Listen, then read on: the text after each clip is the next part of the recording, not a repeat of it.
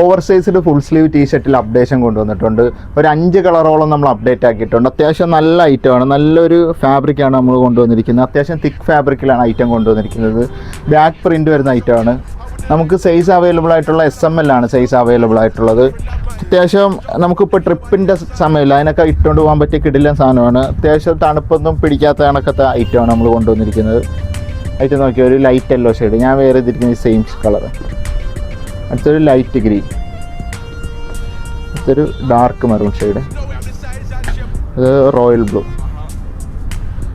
Black.